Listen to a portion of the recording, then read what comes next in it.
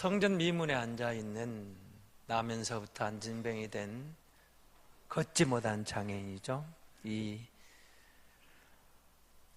안진뱅이라는 말이 걷지 못하는 장애인, 이 장애인을 고쳐주는 장면을 우리가 봤습니다. 이것 때문에 소동이 일어난 거죠. 그래서 오늘 본문 11절은 나은 사람, 그러니까 40여 년 동안을 걷지 못한 사람이 걸어 나간 사건, 이 사람이 베드로와 요한 곁을 떠나지 않았다는 겁니다. 너무 감사해서 그 곁에 머물러 있었죠.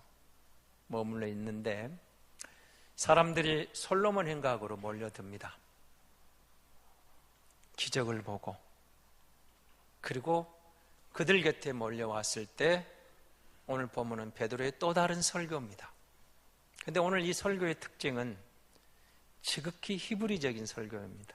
그래서 히브리인, 특별히 유대인을 향한 초대교회 설교다 생각하시면 될 것 같은데요, 이걸 좀 우리가 적용을 해보면 오늘 예수 믿는 그리스도인에게 주시는 설교다, 그렇게 볼 수도 있습니다. 설교를 시작합니다. 12절에 보시면 베드로가 백성들에게 말한 두 가지 질문을부터 시작을 합니다. 이렇게 말하죠. 왜 이 일을 놀랍게 여기느냐, 그 말입니다. 걷지 못하는 장애인이 일어선 것이 그렇게 놀랍느냐, 그 말입니다. 그러면서 예수 그리스도에 대한 이야기를 다시 끄집어냅니다. 그 이야기는 13절에 시작을 하고 있거든요. 아브라함의 하나님, 이삭의 하나님, 야곱의 하나님이, 그 말입니다. 여러분, 아브라함의 하나님 그러면 전체적인 의미가 있겠죠. 생각을 해보시기 바랍니다. 아브라함에게는 아들이 몇이 있었죠? 아브라함의 하나님 그러면 아브라함의 모든 아들들의 후손이 되겠죠. 아브라함에게는 8명의 아들이 있습니다. 약속의 아들, 언약의 아들은 이삭 하나입니다. 사라를 통해서는 이삭이 태어나지만 이삭이 태어나기 전에 이스마엘이 태어났고, 창세기 25장 2절을 보시면 사라가 죽은 다음에 후처를 얻어서 그두라라는 여인을 얻게 되는데 6명의 아들이 태어납니다. 그러니까 아브라함의 후손, 그렇게 말하면 8명의 모든 후손이 포함될 수 있는 그럴 가능성이 있죠.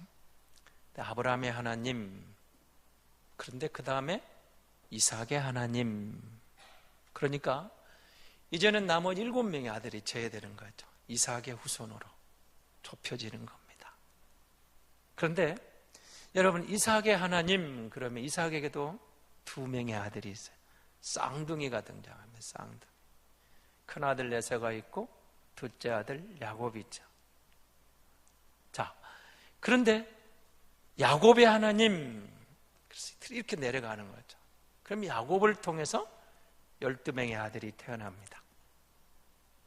12명의 아들이 태어났죠? 잘 아시죠? 르우벤이 태어나고, 시므온이 태어나고, 레이가 태어나고, 유다가 태어납니다. 그리고 단과 납달리가 태어납니다. 갓과 아셀이 태어납니다. 이사갈과 스불론이 태어납니다. 드디어 요셉이 나오고 베냐민이 등장합니다. 그 가운데 스불론을 낳고 디나라는 양령남 하나 태어납니다. 그런데 그 12아들을 통해서 이스라엘이 12지파 족장이 되고 그 후손들이 내려온 유대인이죠. 그러니까 왜 이 일을 기이 여기느냐? 우리가 누구냐? 아브라함으로부터, 이삭으로부터, 야곱으로부터 그 12족장들에 의해서 내려온 우리 하나님이 이 일을 못 하시겠느냐, 그 말입니다. 우리 하나님이, 우리가 믿는 그 하나님, 우리 역사를 봐라. 우리가 어떤 민족의 역사를 갖고 있느냐, 하나님이 어떻게 하셨느냐, 아브라함의 약속하시고 그 이어져는 모든 사건을 봐라. 출애굽의 기적을 봐라. 애굽의 10가지 재앙을 봐라. 가나안 점령의 기억을 봐라. 그리고 엘리야를 통해서, 엘리사를 통해서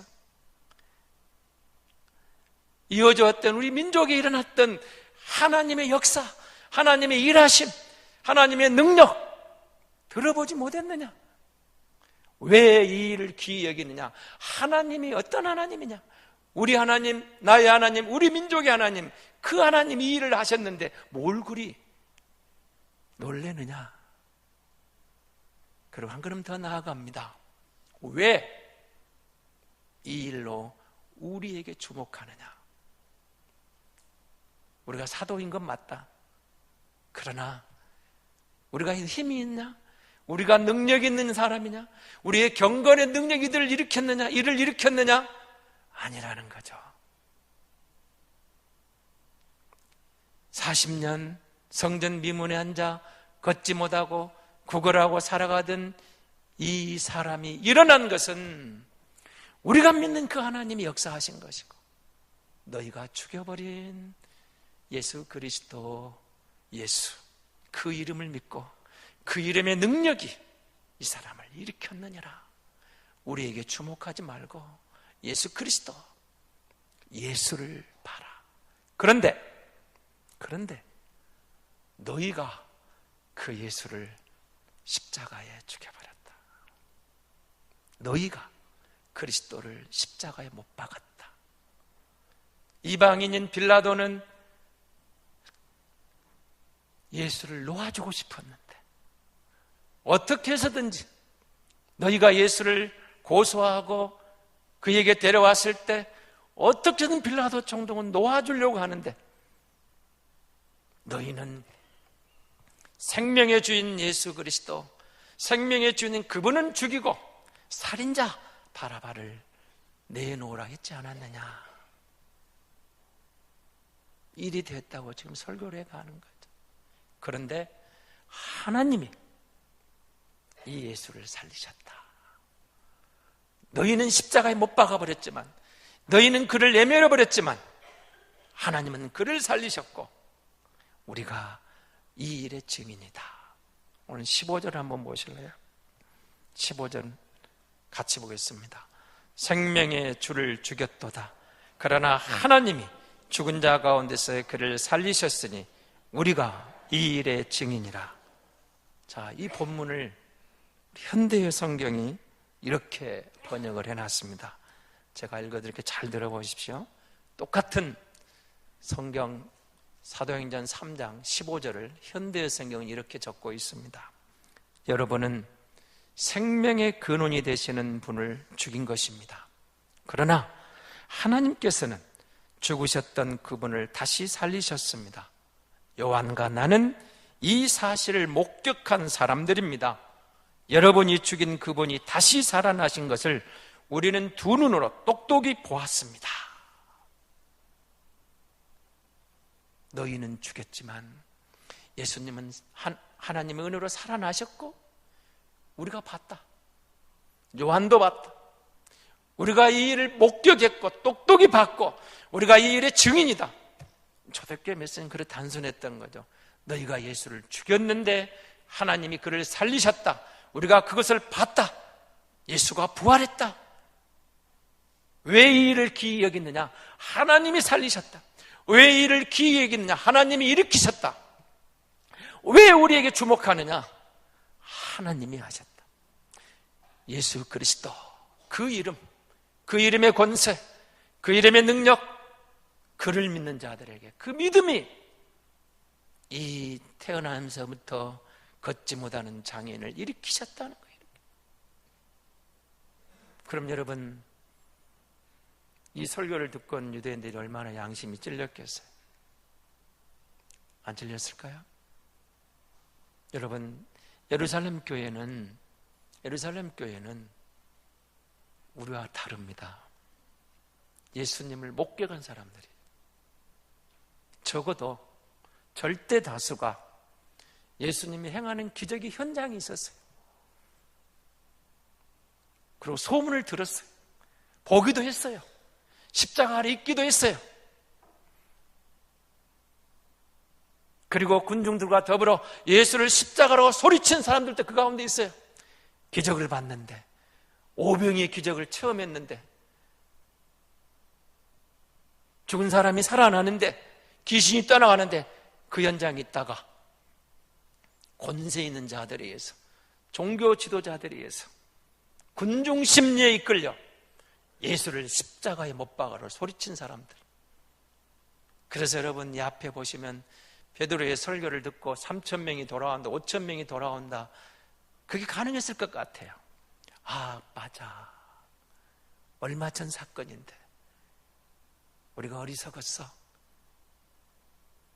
우리가 정말 몰라서 그런 거예요. 베드로 설교가 이어지죠. 너희는 무지해서, 알지 못해서 이렇게 했다. 우리 간원들이 알지 못해서 어리석어서 이 짓을 했다. 그러나 하나님이 살리셨다는 거죠. 하나님이 그를 살리셨다. 그러므로 회개하라. 여러분, 유대인들이 이 말씀을 들으면서 얼마나 양심이 찔렸겠어요. 우리가 어리석었어, 우리가 알지 못해서. 정말 그분이 메시아야? 그분이 정말 그리스도라 했단 말인가? 그분이 정말 하나님이 보내신 분이었다고? 그분이 아브라함의 하나님, 이삭의 하나님, 야곱의 하나님으로 이어오는 그렇게 선지자되었던 바로 그분이었다고? 아, 우리가 어리석었구나. 가슴을 칠 일이죠. 그럼 우리는 어떻게 하라고? 베드로가 답을 준 거죠. 그러므로 결론입니다. 회개하라. 그러면 산다. 그러므로 여러분, 19절 말씀이 베드로가 답을 주는 겁니다. 회개하고 돌이켜서 너희 죄 없이 함을 받아라. 지금 당장에 이들에게 발 앞에 떨어진 불은 그거죠. 예수를 십자가에 못 박아 버린 거예요. 근데 그가 살아났어요. 그게 누구 죄예요? 유대인의 죄예요. 우리가 죽였어요. 단순히 간원들이, 종교 지도자들이, 그들이 선동했지만 많은 유대인들이, 군중들이 휩쓸려서 예수를 죽이라고 했었어요. 우리가 죽였어요. 우리가 무지해서. 그 죄가 크다는 거죠. 너희가 어리석어서, 너희가 무지해서 예수를 십자가에 못 박아 버렸지만, 그러나 이것마저도 18절은 선지자들의 말이, 하나님이 그 말씀 가운데 고난의 종을 소개하지 않았느냐? 하나님은 너희의 어리석은 짓을 통해서도 그 말씀이 성취되게 하셨다. 너희도 끝난 게 아니다. 길이 있다. 그러므로 회개하고 돌이켜서 제사함을 받아라. 회개하면 길이 있다고. 회개하라 하는 거죠. 우리가 메시아를 죽였는데, 그리스도를 십자가에 못 박았는데, 세상에 우리가 그런 어리석은 짓을 했는데, 끝난 줄 알았는데, 길이 없는 줄 알았는데, 회개하라. 성전 미문에 구걸하던 이 걷지 못하는 장애인 일어나서 이곳에 있는 것처럼, 우리 곁에 있는 것처럼, 그 예수의 이름을 믿음으로 그게 능력이 돼서 이 사람을 일으킨 것처럼, 너희 양심에 있는 그 꺼림칙한 예수를 십자가에 못 박아버린 그 흉악한 죄, 무지에서 지었던 그 죄, 회개하면 산다, 돌이키면 산다, 기회를 주셨다는 거죠. 하나님이 너희에게 지금 기회를 주신 거다. 유대인들을 향하여. 예수 믿는 우리에게도 똑같은 말이죠. 그러면 다시 설명을 해 나갑니다. 예수가 누구냐? 영원전부터 기록해 놓으신 선지자들의 말 21절을 보십시오.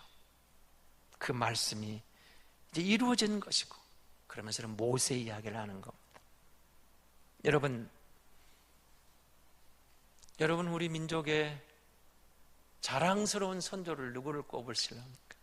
야, 그분만 하면 마음이 설렌다.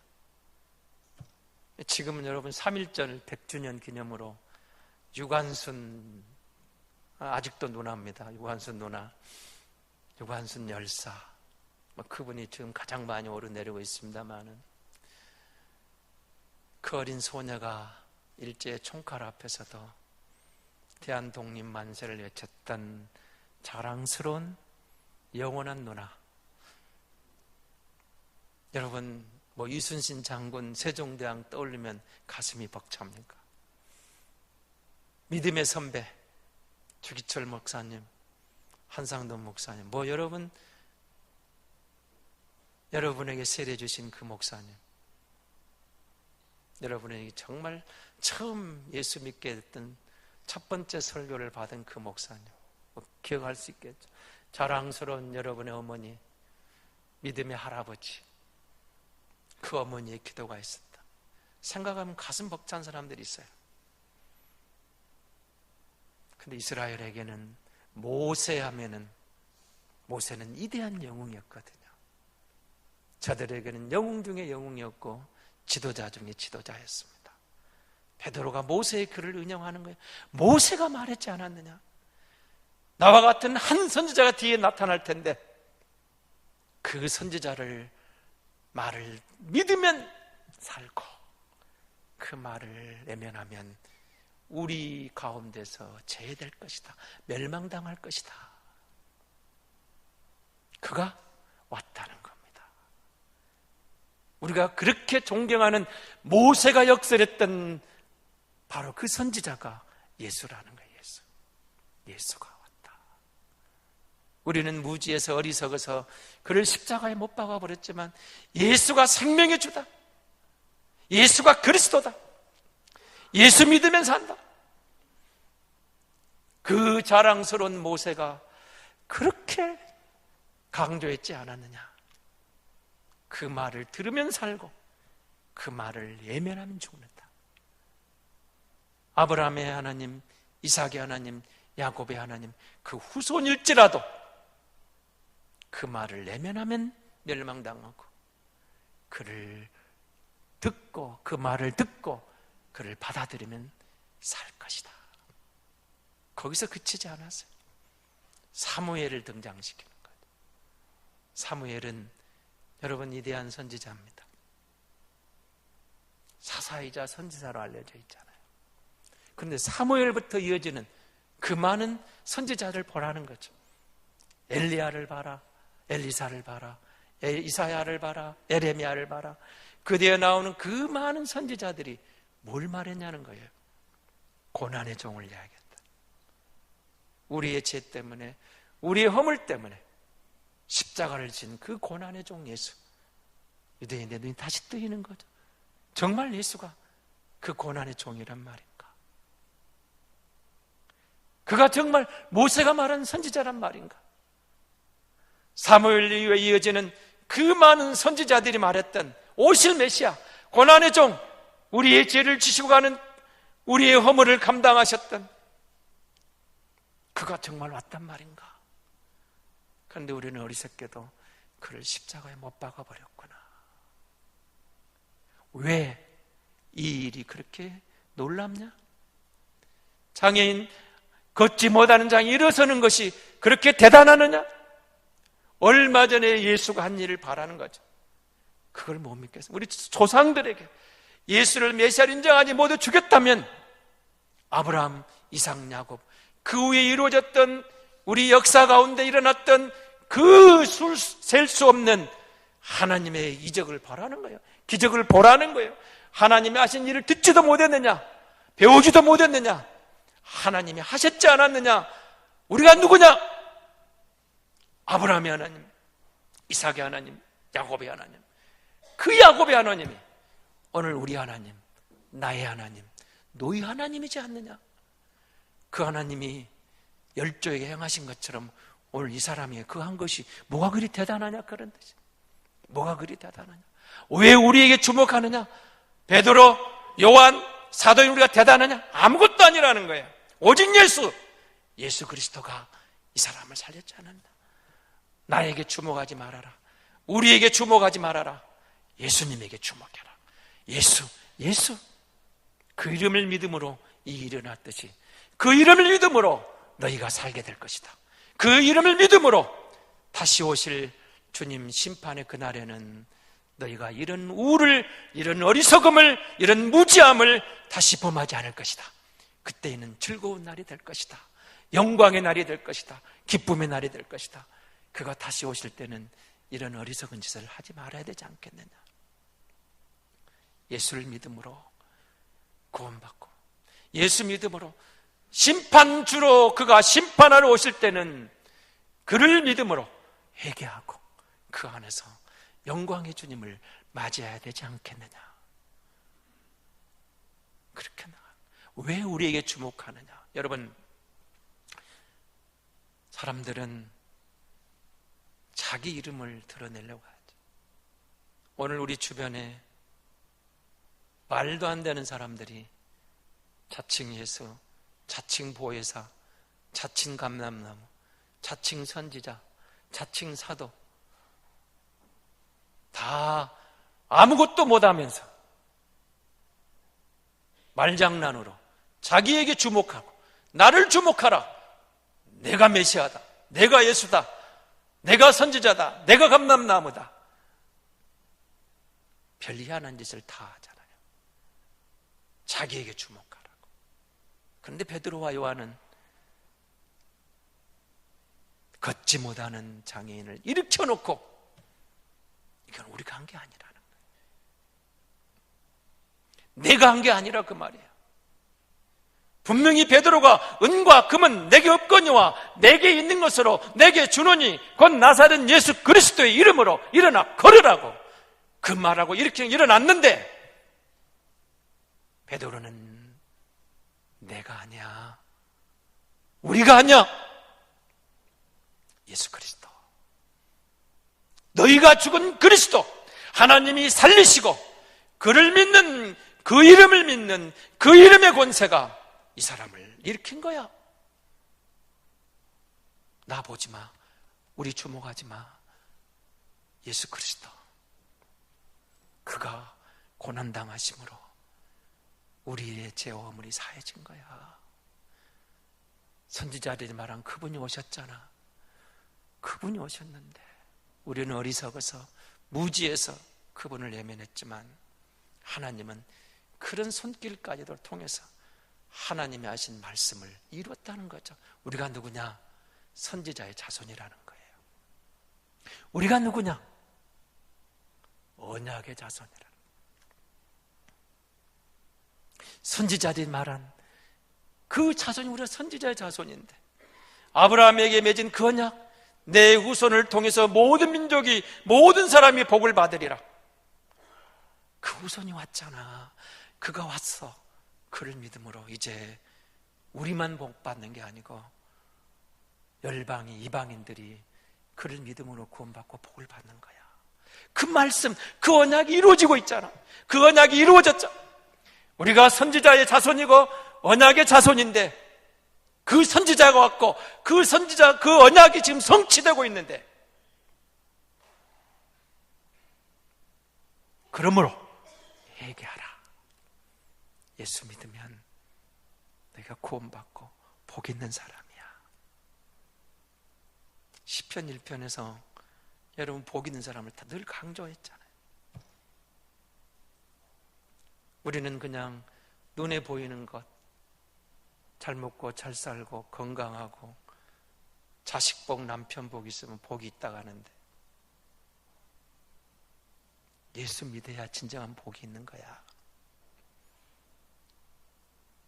복 있는 사람은 악인의 길을 쫓지 아니하며 죄인의 길에 서지 아니하며 오만한 자의 자리에 앉지 아니하고 오직 여호와 율법을 즐거워하여 그 율법을 주야로 묵상하는 자로다.